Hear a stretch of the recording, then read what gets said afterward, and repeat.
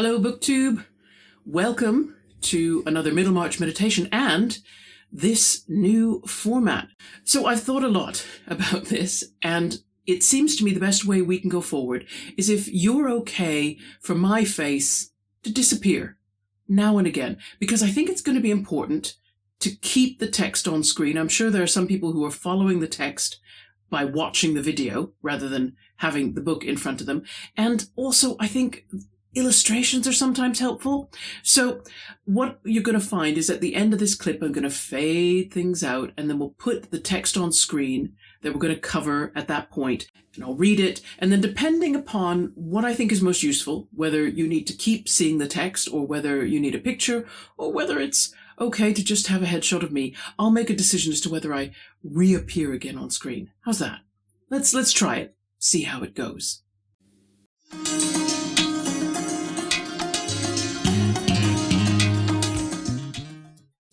Okay, we're going to start at the bottom of page 111, that final paragraph. That's where we left off last video. Fred, in spite of his irritation, had kindness enough in him to be a little sorry for the unloved, unvenerated old man who, with his dropsical legs, looked more than usually pitiable in walking. While giving his arm, he thought that he should not himself like to be an old fellow with his constitution breaking up, and he waited good-temperedly, first before the window, to hear the wonted remarks about the guinea fowls and the weathercock, and then before the scanty bookshelves, of which the chief glories, in dark calf, were Josephus, Culpepper, Klopstock's Messiah, and several volumes of Gentleman's Magazine. So what an interesting contrast we have here. Remember the character of Fred in chapter 11. The Fred that I met in chapter 11, I disliked him. I was bothered by the way he treated the household servants, by not observing normal meal times. That's really important. The Regency kitchen had no modern conveniences whatsoever. Every task was done by hand and might need more than one person to do it. Even to prepare a simple meal for one person, Fred demanded a choice cut of meat that needed to be cooked fresh, and he wanted brewed coffee.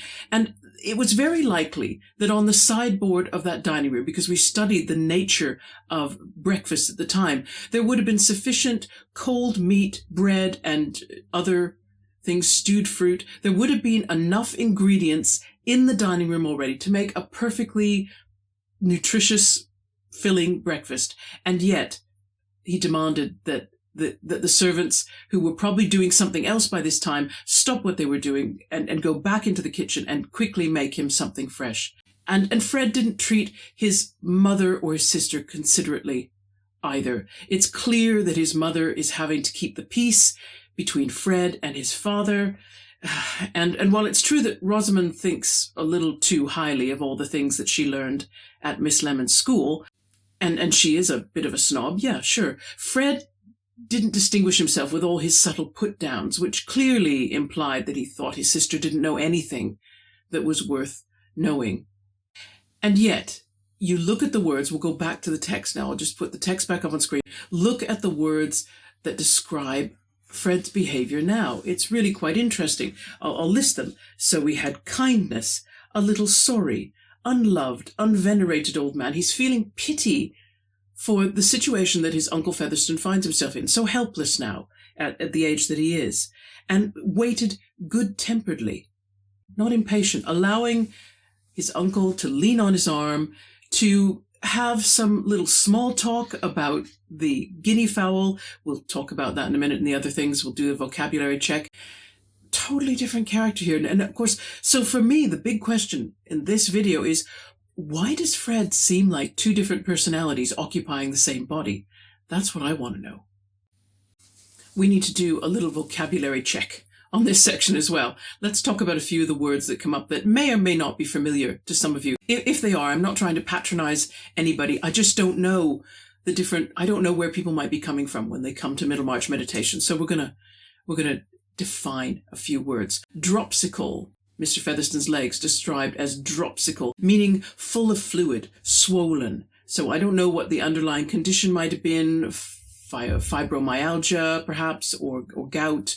Doesn't really say, but at any rate, it makes him very unsteady on his feet. You guys probably have more medical knowledge than me. If you want to put something in the comments, if you think you know what Mr. Featherston might be suffering from that makes it difficult for him to walk and might cause swelling in his legs, have at it. There's nothing like more nerdy rabbit holes down in the comments section. Let's do it. Let's do it. Then guinea fowl. Some of you will know a guinea fowl. I'm going to put a picture up now.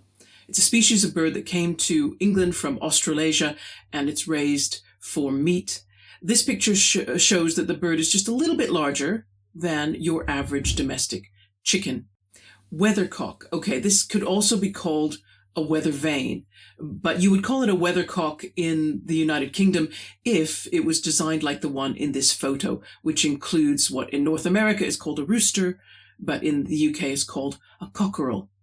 We're going to look at what's on these bookshelves, these few books on these scanty bookshelves. And George Eliot, in her usual fashion, she is not just saying, oh, there's some books. She's talking about specific titles that are there. And I think it's going to be important when we find out who's reading those books. So let's look at the four of them. Josephus, first of all, if you've been a Christian, you may well already know who this is, because Josephus is one of those names that you tend to have to know about. Flavius Josephus was his full name. He was a Jewish Roman citizen, born around 37 AD, and he wrote a history of the Jews, which is famous and controversial in Christian scholarship because the manuscripts mention John the Baptist and they mention Jesus. But there is doubt about whether the mentions of Jesus were written by Josephus or whether they were added in at a later date, because the manuscripts that we draw on were not the original,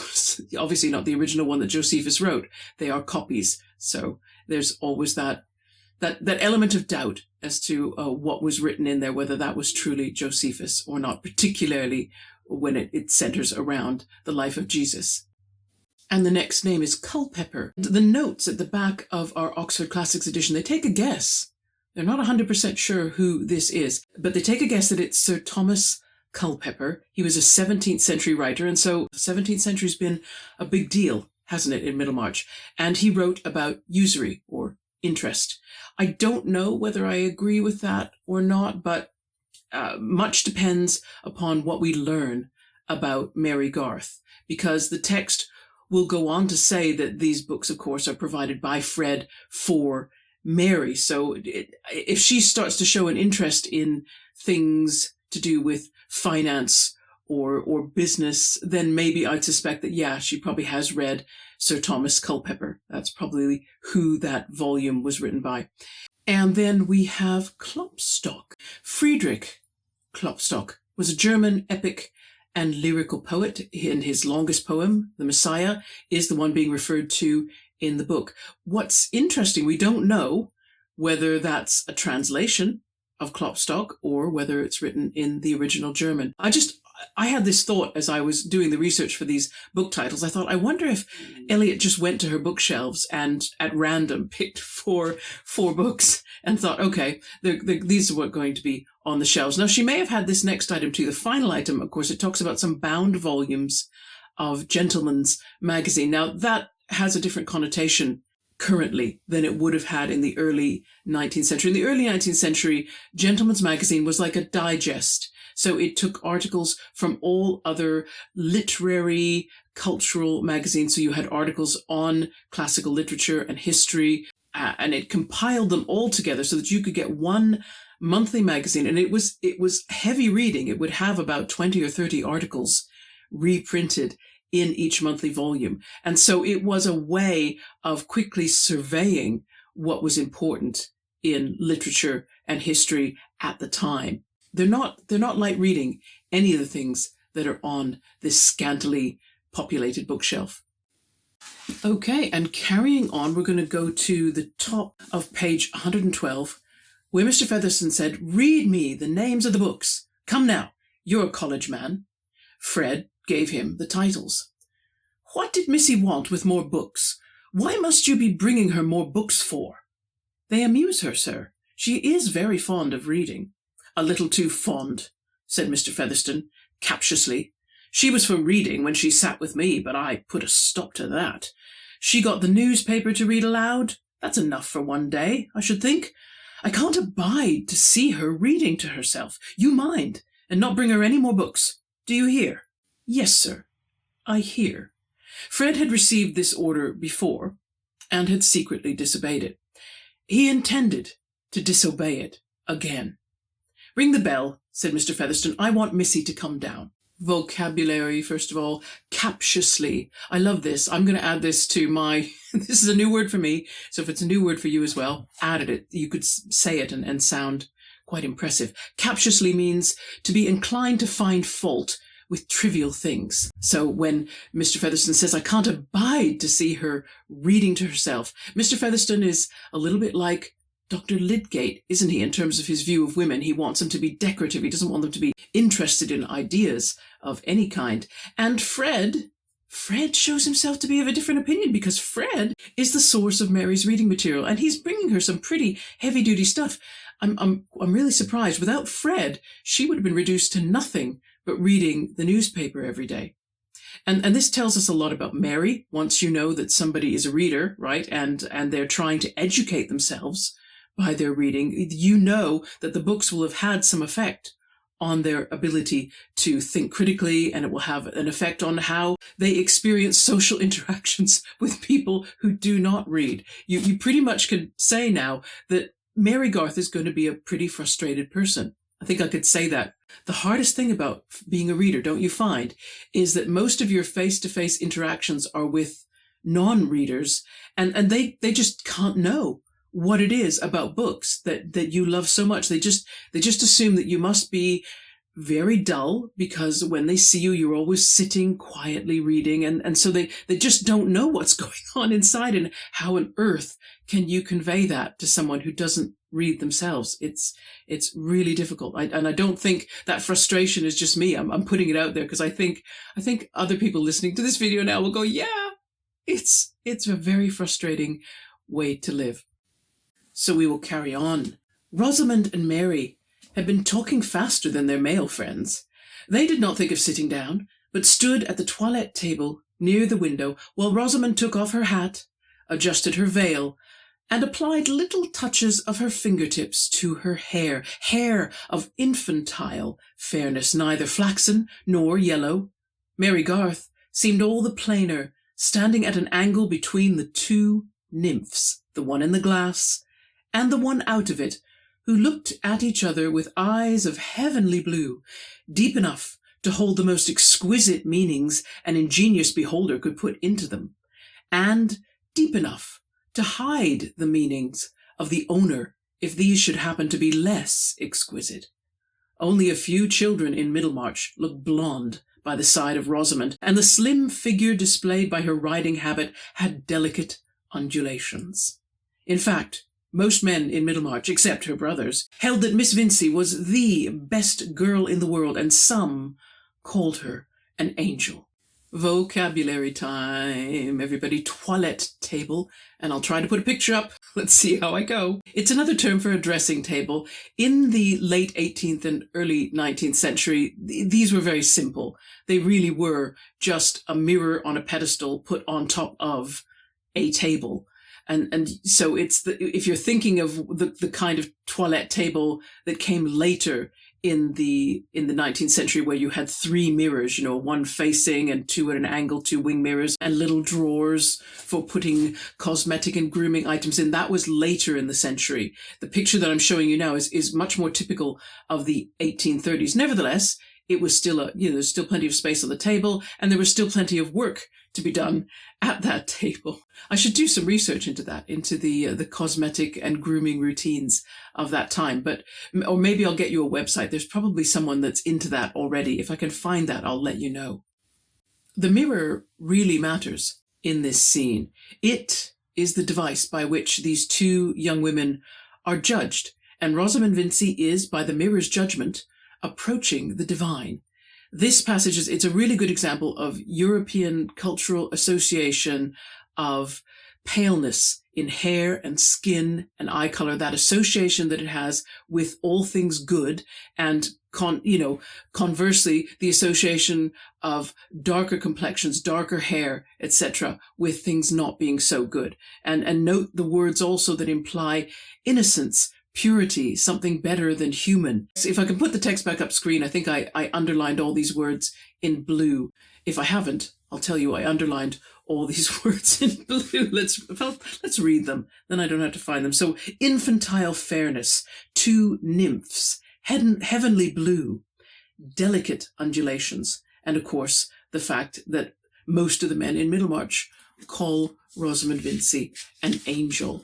And yet Eliot's narrator hints, doesn't she, that these blue eyes are a perfect disguise for less exquisite thoughts and motives.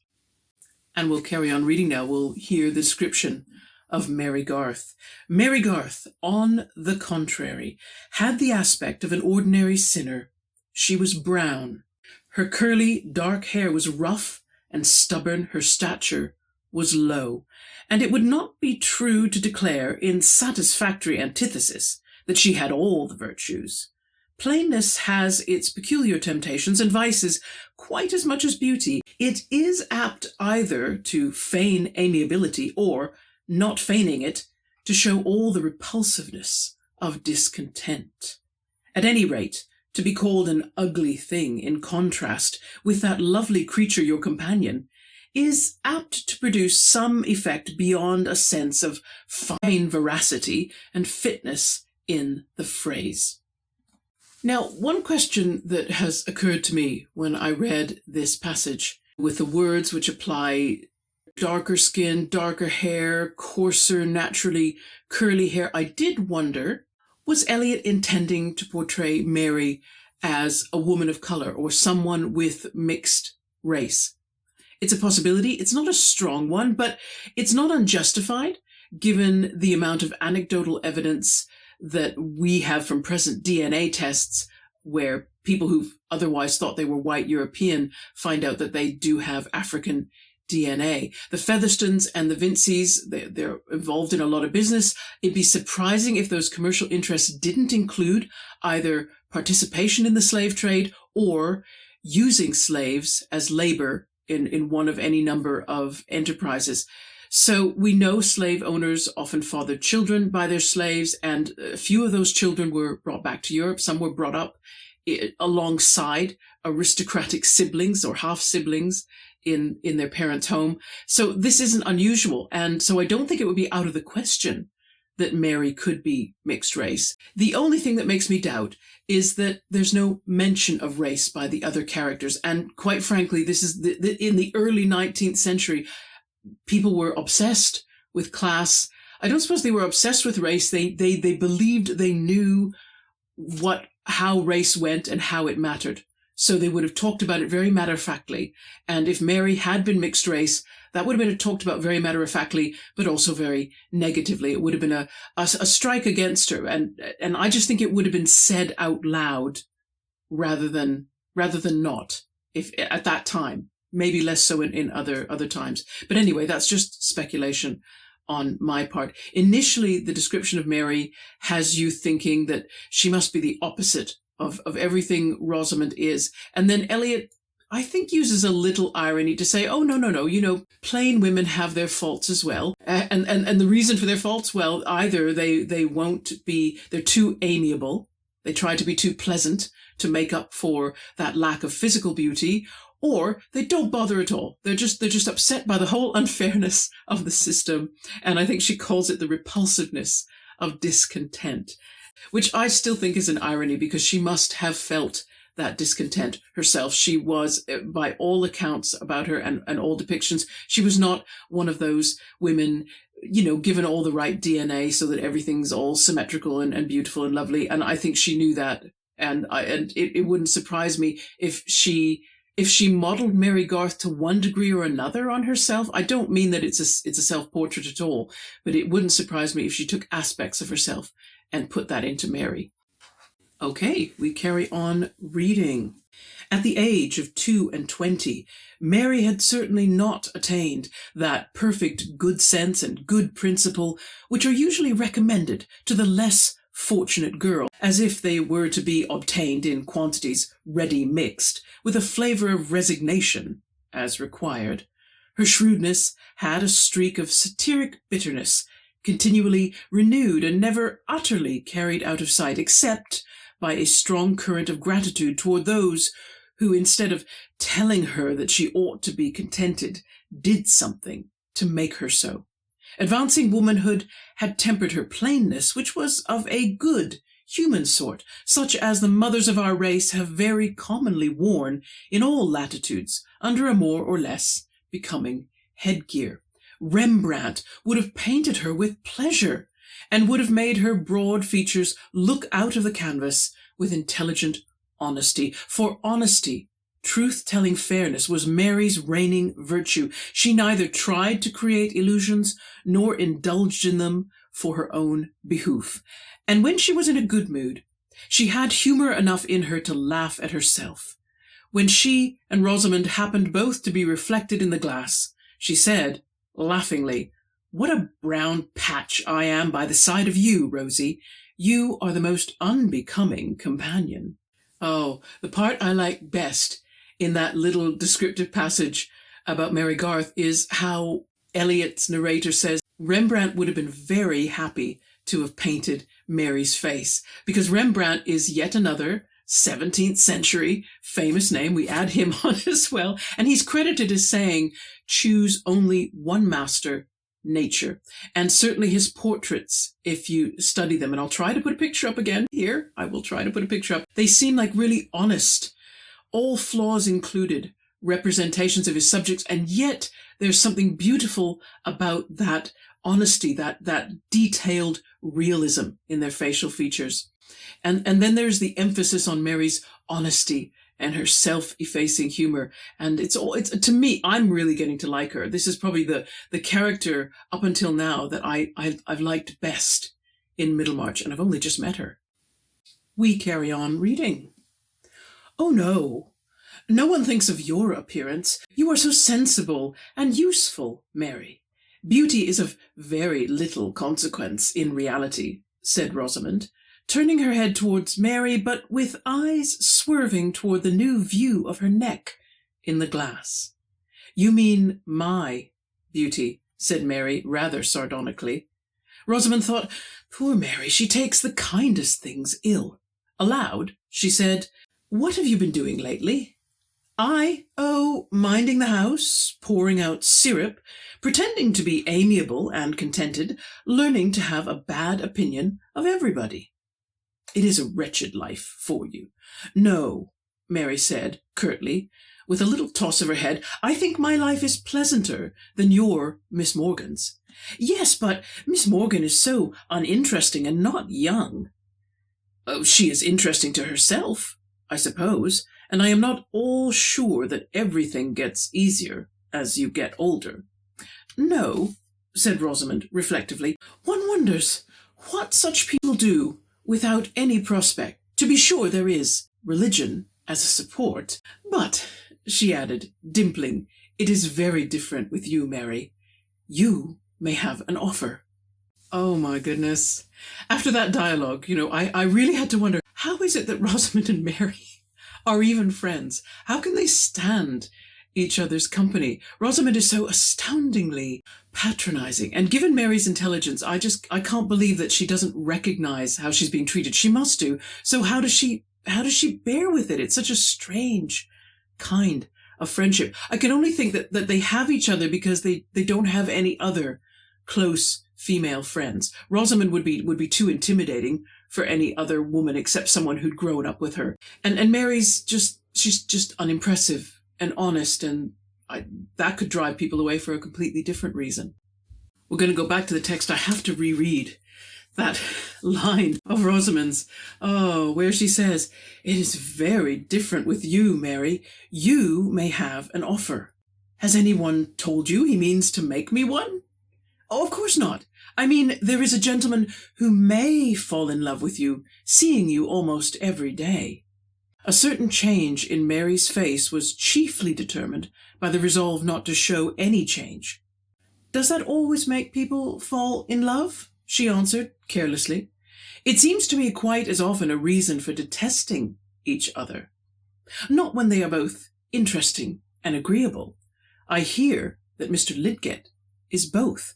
Oh, Mr. Lydgate, said Mary, with an unmistakable lapse into indifference. You want to know something about him, she added, not choosing to indulge Rosamond's indirectness. If you've ever wanted to know, what does subtext mean when it's used in conjunction with literature? Well, this is a brilliant example of subtext. That is, there is something that is not being directly said by the text. However, I think most experienced readers reading that passage go, whoa, what's going on here really? There's something going on beneath the surface. That's subtext. So there is subtext here. And I think, first of all, of course, Rosamond has got subtext going on, which we already know about because we know that her reason for coming to Stone Court isn't to see Mary. God bless. It's to find out about Mr. Lydgate because she's interested in Mr. Lydgate. But she has to come at this as Rosamond does. Rosamond's obviously been taught at Miss Lemon's school that the most ladylike way to do things is always indirectly and convolutedly. She pretends that she's heard some story that Mary is about to get an offer of marriage from Mr. Lydgate. When Rosamond first says, and let me just pull it back, the book back up here, when Rosamond said, I mean, there is a gentleman who may fall in love with you, seeing you almost every day, Mary has a reaction, and her reaction, as Eliot's narrator said, is to make sure she doesn't show a reaction, which means there's something going on in her head. She thinks she's got to be afraid if she's immediately trying to hide something, because that isn't Mary's nature. We know she's supposed to be very forthcoming and honest and truth-telling, but now she's hiding something from her expression. Then, when it becomes clear from what Rosamond subsequently says that she's talking about Mr. Lydgate, Mary changes completely, and you can see she says, "Oh, Mr. Lydgate," said Mary, with an unmistakable lapse into indifference, meaning up until that point she was not indifferent. She was thinking, what's coming? What is Rosamond about to say? She was concerned, and she was trying not to show that she was concerned. So that's interesting. That's one of those things I would, like pop in my back pocket as a reader. I might need to understand. I'm going to know what that means later on. So remember it. We'll go back to the text. We'll pick up with that last line. You want to know something about him. This is Mary, she added, not choosing to indulge Rosamond's indirectness. Merely how you like him. There is no question of liking at present. My liking always wants some little kindness to kindle it. I am not magnanimous enough to like people who speak to me without seeming to see me. Is he so haughty? Said Rosamond with heightened satisfaction. You know that he is of good family. No, he did not give me that as a reason. Mary, you are the oddest girl, but what sort of looking man is he? Describe him to me. How can one describe a man? I was stopping there and interjecting like, good question. How can one describe a man? I can give you an inventory. And so she does. Heavy eyebrows, dark eyes, a straight nose, thick dark hair, large, solid white hands, and, let me see. An exquisite cambric pocket handkerchief. But you will see him. You know this is about the time of his visits. So it's, again, no subtlety with Mary, and Rosamond blushed a little, but said meditatively, I rather like a haughty manner. I cannot endure a rattling young man. I did not tell you that Mr. Lydgate was haughty, but il y en a pour tous les goûts, as little Mamselle used to say. And if any girl can choose the particular sort of conceit she would like, I should think it is you, Rosie. Haughtiness is not conceit. I call Fred conceited. I wish no one said any worse of him. He should be more careful. Mrs. Wall has been telling us that Fred is very unsteady. Mary spoke from a girlish impulse which had got the better of her judgment. There was a vague uneasiness associated with the word unsteady, which she hoped Rosamond might say something to dissipate. I'm not going to comment that much on that particular section we read. I love the humor. I love that Mary is using her wit against Rosamond, and I'm not sure Rosamond realizes she's being taunted. She just gets impatient with Mary, and yet there is some affection between these two. Rosamond is called Rosie. I thought, why would you do that if you dislike someone? And Mary is also concerned about Fred, concerned enough to let this little bit of Mrs. Wall's gossip slip out against her better judgment. And if she disliked Rosamond, really, I feel she'd just keep it to herself the way Mrs. Wall did. Say some polite thing to Rosamond, but obviously think something quite different. We'll do a little vocabulary check, though, because there's a couple of bits in here that you may or may not know. Rattling. The word when Rosamond says she doesn't like a rattling young man, what she means is a more extroverted, forthcoming, more sociable, talkative person. She likes the idea, not necessarily the reality, the idea that Mr. Lidgett is perhaps a little haughty, a little distant, a little bit Mr. Darcy.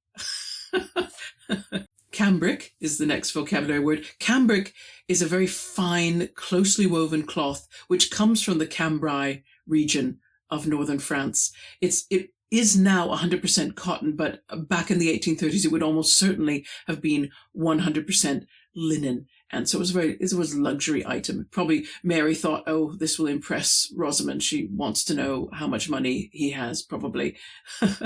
And finally, of course, there's a little insertion of French there. Il y en a pour tous les goûts, which means that there's something to suit all tastes in this world. Since Rosamond had said that she very much wanted a haughty man, Mary thought, okay, perhaps if anybody can have what they want, it's definitely Rosamond Vincy.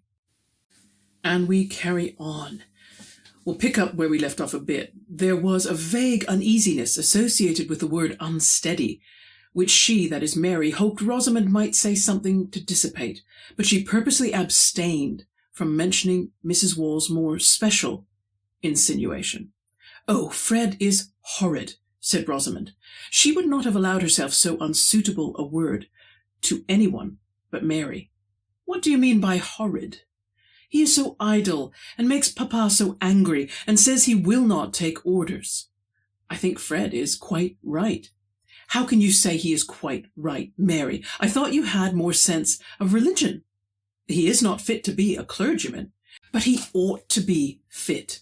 Well, then, he is not what he ought to be. I know some other people who are in the same case, but no one approves of them. I should not like to marry a clergyman, but there must be clergymen. It does not follow that Fred must be one. But when Papa has been at the expense of educating him for it, and only suppose if he should have no fortune left him. I can suppose that very well, said Mary dryly.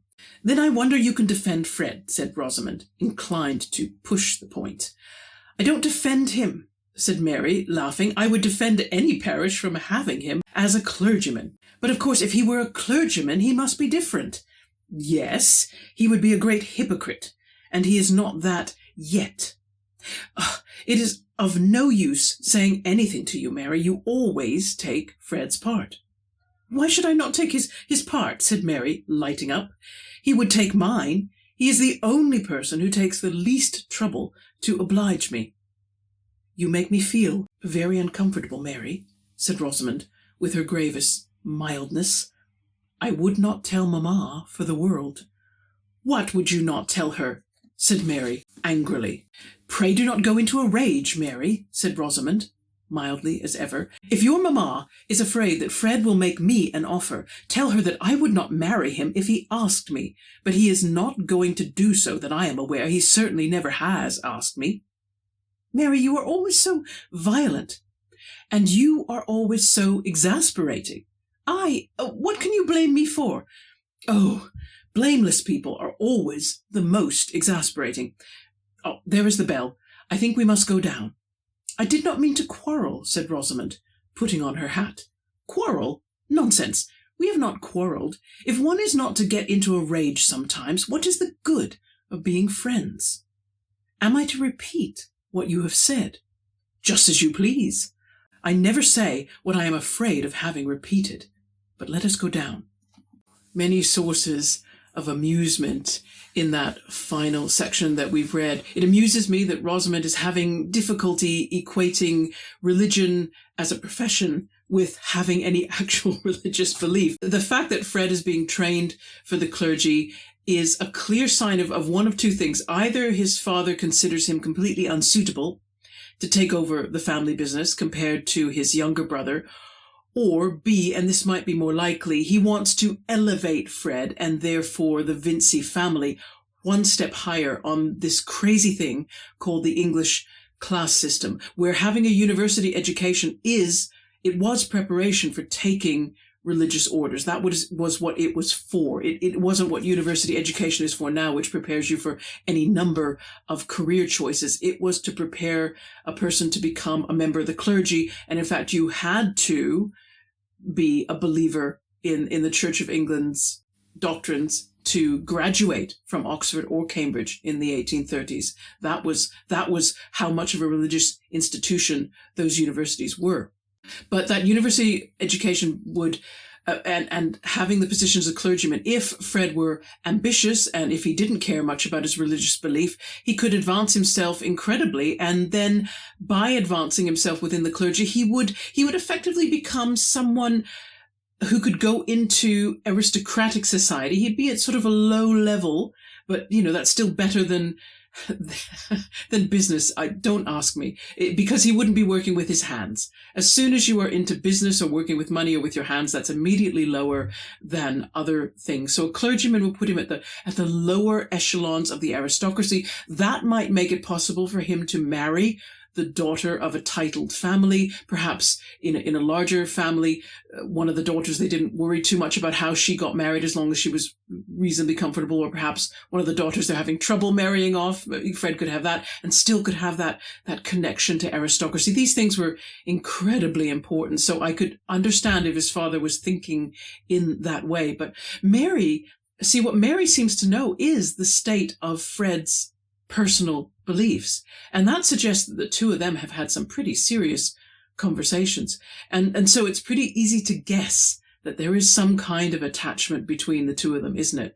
And so I wasn't surprised at what happened as we got closer to the end of this conversation, where, okay, let's never mind Rosamond worrying so much about Mary being raging and violent, because that is probably that's just a reaction to Mary being direct and frank instead of being all indirect and woolly like Rosamond is, which of course we've already said we wonder if Rosamond has been instructed by Miss Lemon to always go about things in this very indirect way, and so to be direct and clear about what you want or what you want to know is seen in Rosamond's eyes as raging and violent, and of course therefore completely unfeminine. And yet these two don't seem to dislike each other, do they? Mary makes up and says, no, we're not quarreling, we're friends. This is what you should be able to do with a really good friend, which is true. You should be able to speak your mind. And yet Mary's not being completely transparent, and neither is Rosamond. They're both playing a little bit of a game, because I think there is feeling for Fred. You can tell if Fred is paying this much attention to Mary, it doesn't follow. He's not so great to his mother and his sister, so why is he so kind to Mary if there isn't some fellow feeling there? And so I'm going to go back to the question I asked at the start of this video, which is, why does Fred Vincey seem like two different people occupying the same body? And I'm toying with an idea. It's just one of my ideas. The two young women, Rosamond and Mary, they represent almost two aspects of Fred. We're learning about Fred as we hear his sister and Mary Garth talking. I think Fred loves his life as a wealthy young man. He likes the fine clothes, the food, the money to spend as he likes, in the same way as I think Rosamond does. But I think there's also a part of himself that he must keep hidden, that something that would disappoint his family, and something that he's only shared with someone like Mary, something perhaps that sees through all this game playing, because Mary certainly seems to have that about her.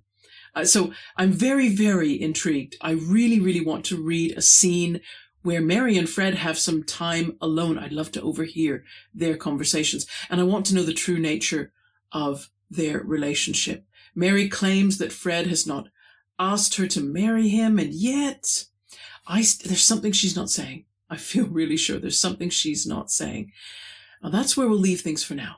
Everybody. Dr. Lidgett is about to arrive. I feel confident that we should be able to get to the end of chapter 12 next Sunday in the next video, and that will be the end of book 1 as well of Middlemarch. So in other words, when these were published as separate volumes, this is the end of that first volume. Very strange place to end it. Lots of cliffhangers, definitely, for this, relating to the stories of all the young women. Yeah. So I look forward to seeing everybody in a week's time. In the meantime, happy reading to you all. Take care. Bye-bye.